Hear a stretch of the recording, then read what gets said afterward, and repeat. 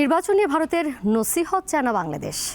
দিল্লিতে বাংলাদেশের হাইকমিশনারকে তলব করে গ্রহণযোগ্য নির্বাচনের পরামর্শ দেওয়া ভারতকে মানায় না বলে মনে করছেন পররাষ্ট্র উপদেষ্টা তৌহিদ হোসেন। বুধবার পররাষ্ট্র মন্ত্রণালয়ের সংবাদ সম্মেলনে তিনি এই মন্তব্য করেন। ঢাকায় ভারতের হাইকমিশনার প্রণয় কুমার ভার্মাকে তলবের ঠিক 3 দিন পর বুধবার দিল্লিতে তলব করা হয় বাংলাদেশের হাইকমিশনার রিয়াজ হামিদুল্লাহকে।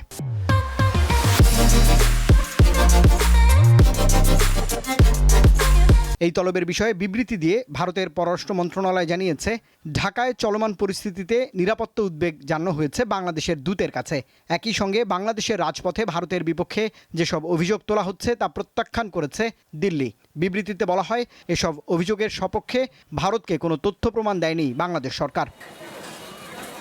ভারত বাংলাদেশে শান্তি স্থিতিশীলতা চায় জানিয়ে বিবৃতিতে বলা হয়, এখানে একটি অংশগ্রহণমূলক গ্রহণযোগ্য নির্বাচন প্রত্যাশা করে ভারত। ভারতে বাংলাদেশ দূতকে তলবের বিষয়টিকে স্বাভাবিক বললেও নির্বাচন নিয়ে ভারতের বক্তব্যে অসন্তোষ জানিয়েছেন পররাষ্ট্র উপদেষ্টা তৌহিদ হোসেন।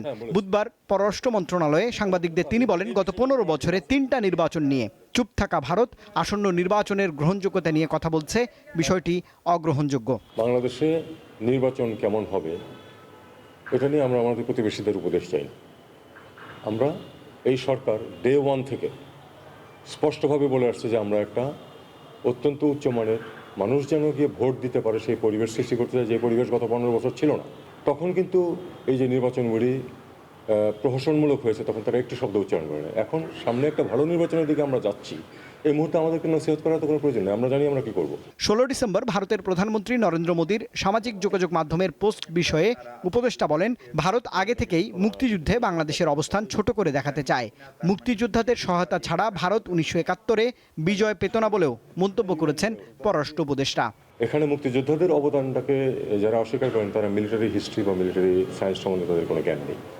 তারা এটাকে অস্বীকার করার চেষ্টা করেন, কিন্তু এই অস্বীকার করার কোনো অর্থ হয় না। মুক্তিযোদ্ধাদের সহায়তা ছাড়া তারা এই বিজয় অর্জন করতে পারতেন না। এদিকে 7 সিস্টার্স বিচ্ছিন্ন করা নিয়ে রাজপথের বক্তব্য সরকারের না বলেও উল্লেখ করেছেন তৌহিদ হোসেন। হাসনাত কি সরকারের অংশ? সে তো সরকারের অংশ না। রুবায়েত হাসান, দীপ্ত সংবাদ, ঢাকা।